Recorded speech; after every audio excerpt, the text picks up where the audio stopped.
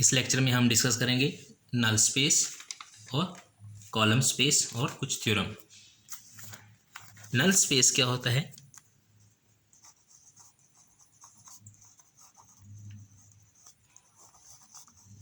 The null space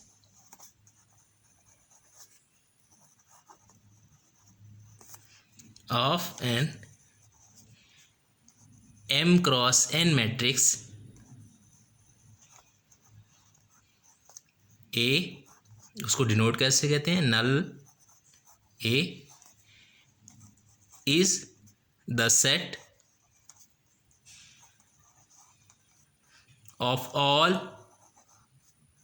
solutions of the homogeneous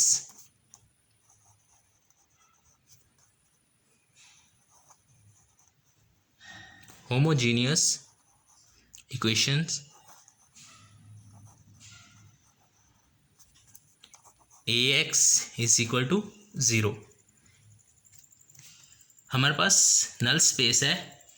क्या है? The null space of m cross n matrix A is the set of all solutions of homogeneous equations। सारे के सारे solutions जो homogeneous equations के हैं वो set matrix A का नल स्पेस है। इसको हम कैसे डिनोट करते हैं? Null space null A is x such that x is in Rn and Ax is equal to 0। Ax is equal to 0। वो सारे के सारे सोल्यूशन होमोजेनियस इक्वेशन के सारे सोल्यूशन का सेट जो होगा वो null space of matrix A कहलाएगा। Null space of matrix A कहलाएगा। हम एग्जांपल देखते हैं।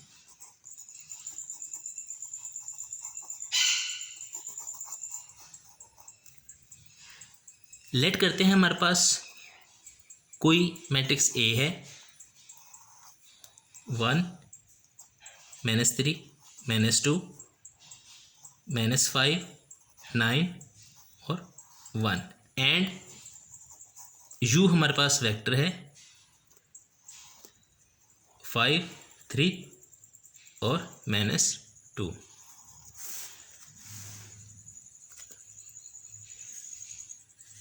यू यहाँ पे क्या है?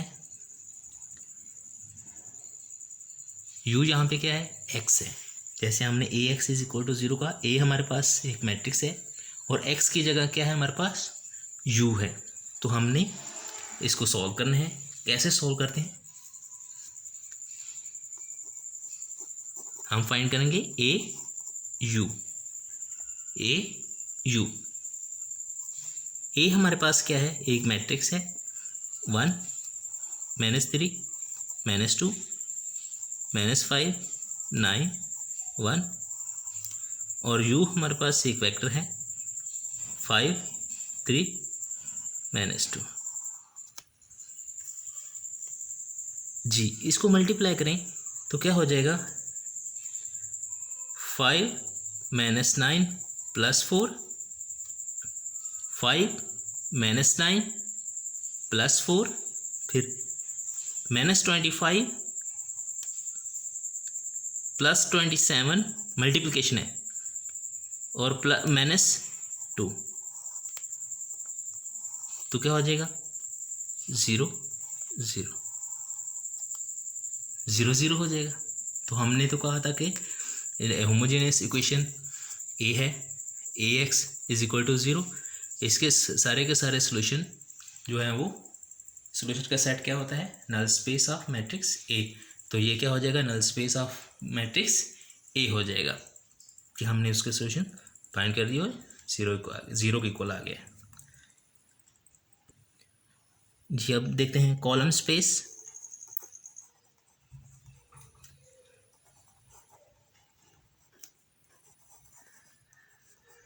कॉलम स्पेस क्या होता है? The column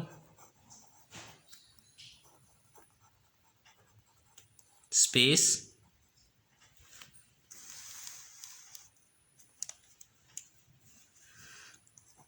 of an m cross n matrix A, उसको डिनोट करते हैं col A is the set of all linear combination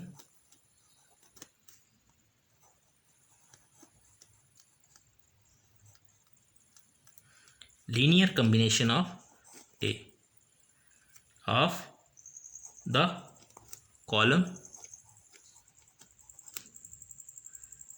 of matrix A। क्या है? The column space of matrix A, उसको हम कॉलम A से डिनोट करते हैं, is the set of all linear combination of columns of A।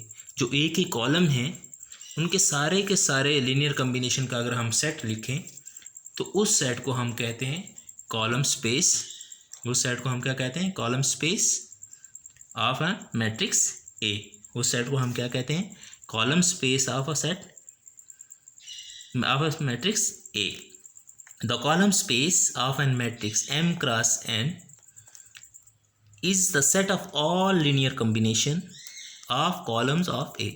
जो A हमारा matrix है उसके जो कॉलम्स हैं उन कॉलम्स के सारे लीनियर कॉम्बिनेशन अगर हम लिखें उसका एक सेट बनाएं तो उसको हम कहते हैं कॉलम स्पेस। उस सेट को हम क्या कहते हैं? Column space.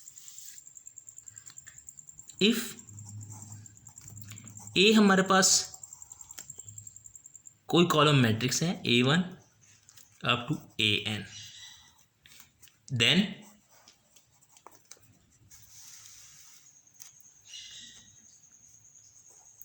Column space of A क्या हो जाएगा? Span of A1 up to AN। हमारे पास कोई A मैट्रिक्स है, उसके A1 से लेकर AN तक कॉलम है, तो कॉलम स्पेस ऑफ A क्या हो जाएगा? Span of A1 A2 up to AN। ये सारे A1 से AN क्या है? कॉलम्स हैं मैट्रिक्स A के। और स्पैन का क्या मतलब है कि इन जो हैं ये जो कॉलम्स हैं इन सब का लीनियर कॉम्बिनेशन, इनका सब के ऑल लीनियर कॉम्बिनेशन को हम क्या कहते हैं? स्पैन। जी एग्जांपल देखते हैं।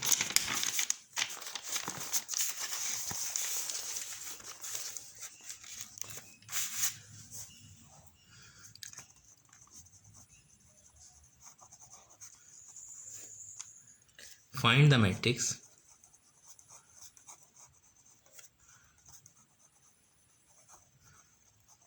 A such that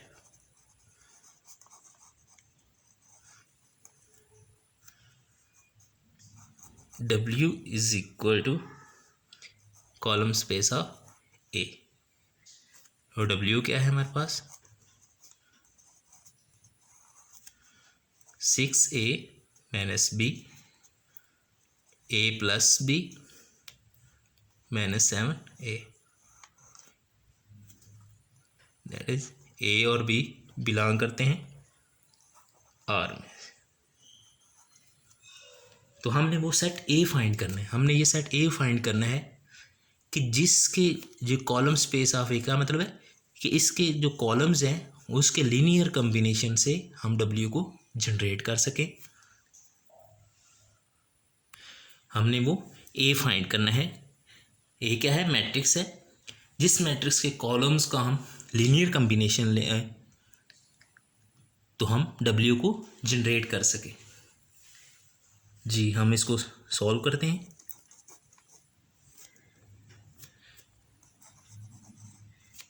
ji W क्या है? A। अब देखें ये A वाले हैं और ये B वाले हैं, तो यहाँ से मैं वेक्टर लेकर लिख सकता हूँ 6 1 और -7, यहाँ से ए कॉमन लेके, प्लस यहाँ से बी कॉमन लेके क्या लिख सकता हूँ, -1 1 और यहाँ पे +0 है, 0। A B belong to R. इस डब्ल्यू को मैं ऐसे लिख सकता हूँ जी, लिख सकता हूँ। तो ये चीज़ क्या है, इसको मैं लिख सकता हूँ, ये लीनियर कम्बिनेशन है ना सारे। तो फिर अब मैं इसको स्पैन की फॉर्म में भी लिख सकता हूँ। स्पैन 6 1 -7 -1 1 और 0।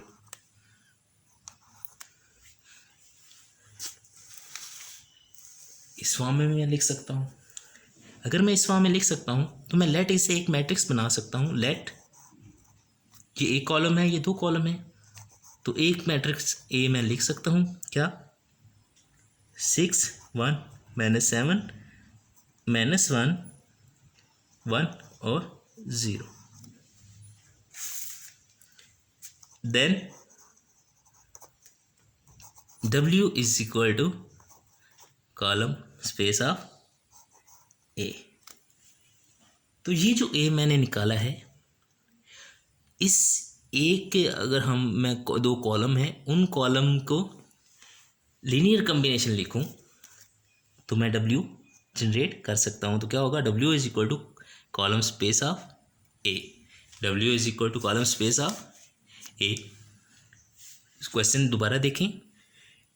फाइंड अ मैट्रिक्स ए, हमने कोई ए फाइंड करना है सच दैट, कैसा कि उस ए का अगर हम उसके कॉलम्स का लीनियर कम्बिनेशन लिखें तो W बन जाए, उसके कॉलम का लीनियर कम्बिनेशन लिखें तो W बन जाए। और W हमें गिवन है -6a -b a + b -7a, आगे ये 0 मैंने वैसे लिखा है।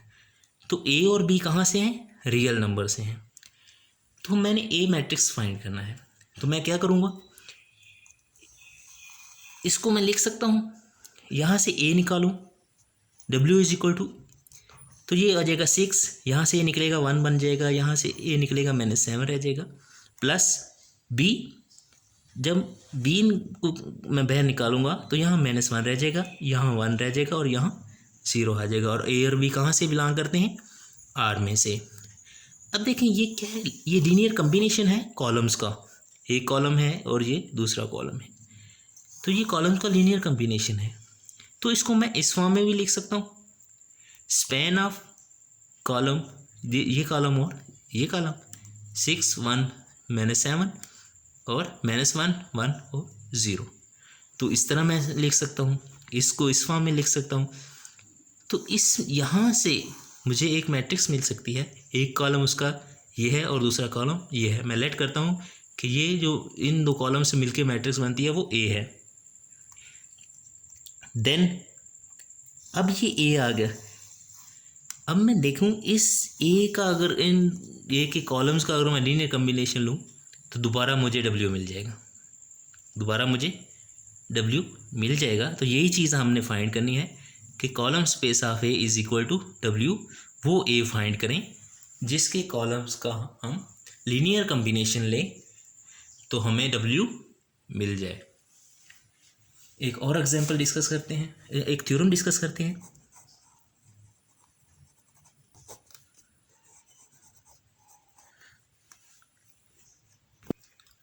जी, थ्योरम क्या है, a system of linear equation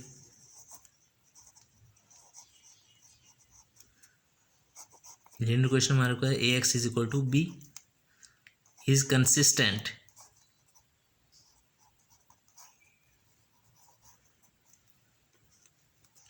if and only if and only if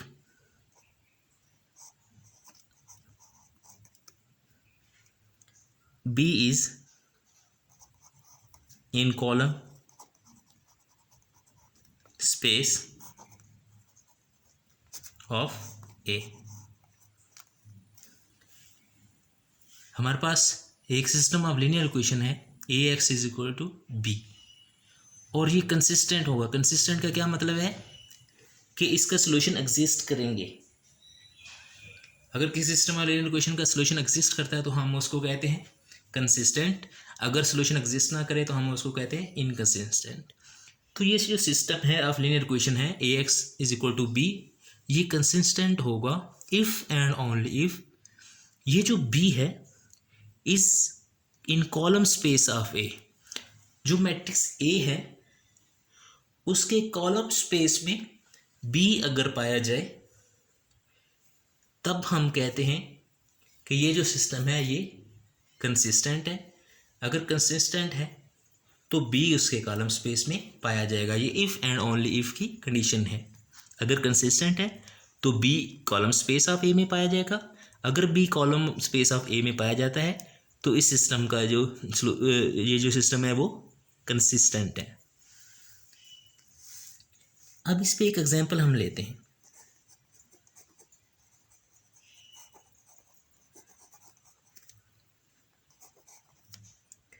अब वेक्टर बी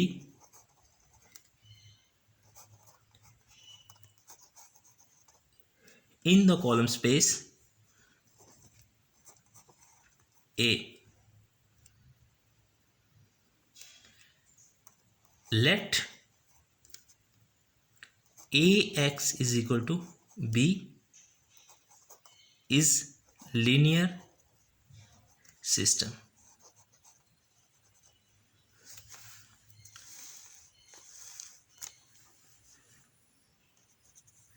ये हमारे पास कोई लीनियर सिस्टम है। कैसा सिस्टम है?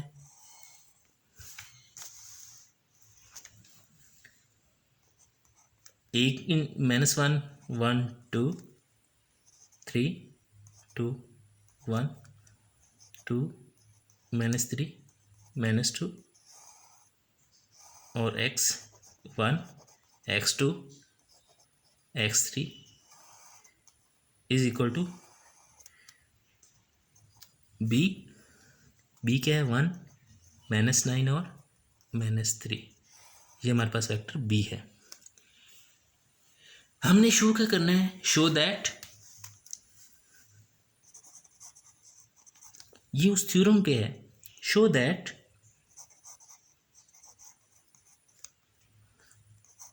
B is in column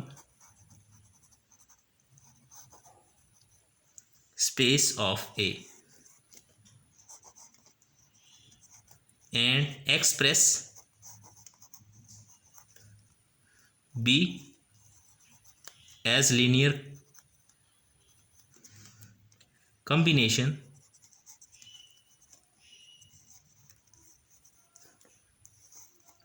of the column space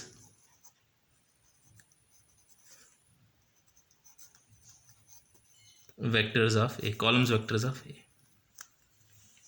हमने शो करना है कि बी जो है वो उसके कॉलम स्पेस में है ऑफ ए के, और उसको हम ए के कॉलम्स के लीनियर कॉम्बिनेशन भी लिख सकते हैं।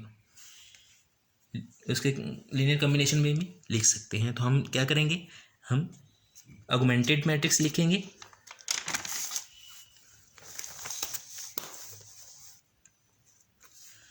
हम ऑगमेंटेड मैट्रिक्स लिखते हैं। सॉल्यूशन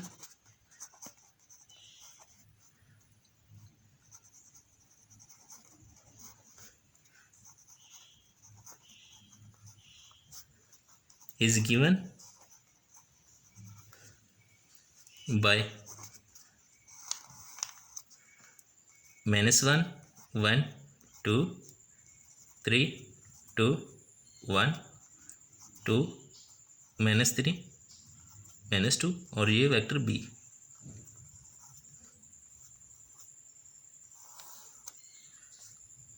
और हम इसको रिड्यूस करेंगे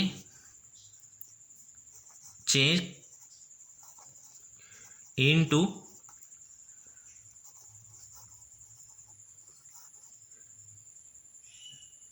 रिड्यूस्ड रो एचलन फॉर्म।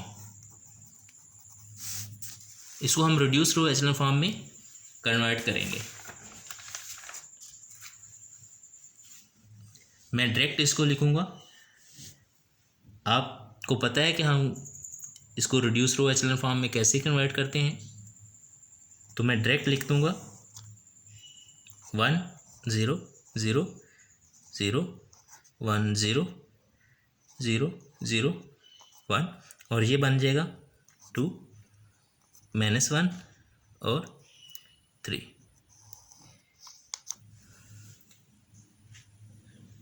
जी, रिड्यूस एचेलॉन फॉर्म कैसी होती है? जो फर्स्ट होता है वो 1 होता है, लीडिंग 1 और उसके ऊपर नीचे 0। सेकंड जो होता है रो, उसमें भी जो लीडिंग एंट्री होती है वो 1 होती है और उसके ऊपर नीचे 0। इसी तरह थर्ड में भी जो लीडिंग एंट्री होती है वो 1 होती है और उसके ऊपर नीचे 0 होता है। अब देखें, ये है रिड्यूस रो एचेलॉन फॉर्म। हमने अपने ऑगमेंटेड मैट्रिक्स को रिड्यूस रो एचेलॉन फॉर्म में चेंज कर दिया और हम जानते हैं since the system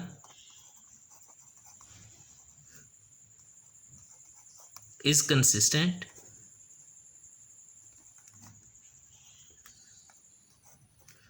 B is in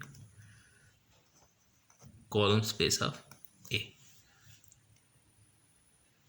Moreover,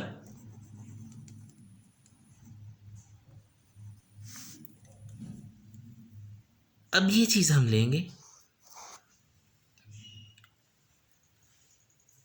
और हम लिख देंगे कि जो हमारा B है उसको हम कॉलम्स के लीनियर कॉम्बिनेशन में लिख सकते हैं। अब ये चीज़ हमारी जो बनी है इसको हम लेते हैं 2 और जो मैट्रिक्स की एंट्री थी, मेन मैट्रिक्स की क्या थी, A की 1 -1 1 2 और ये -1 है। सेकंड कॉलम क्या था, 3 2 1, ये +3 है। थर्ड कॉलम क्या था मैट्रिक्स का, 2 -3 -2 इज इक्वल टू हमारा बी वेक्टर क्या था, 1 -9 और -3। ये हमने लीनियर कॉम्बिनेशन में भी लिख दिया। कैसे लिखा, ये लीनियर कॉम्बिनेशन है, क्या इसको हम सॉल्व करें तो ये चीज़ बनेगी? अगर बनेगी तो फिर तो ये लीनियर कॉम्बिनेशन है, अगर नहीं बनेगी तो फिर तो ये लीनियर कॉम्बिनेशन में नहीं लिखा जाता। इसको हम सॉल्व करें तो ये चीज़ बननी चाहिए, लेफ्ट और राइट इक्वल होनी चाहिए। तो ये क्या हो जाएगा,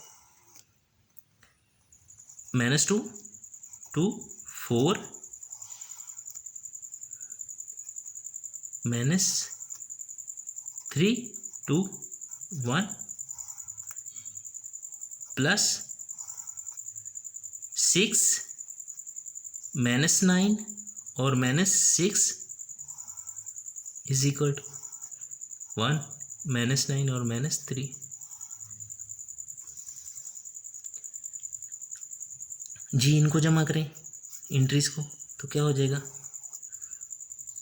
-2 -3 +6 2 -2 और -9 4 -1 और -6 इज इक्वल टू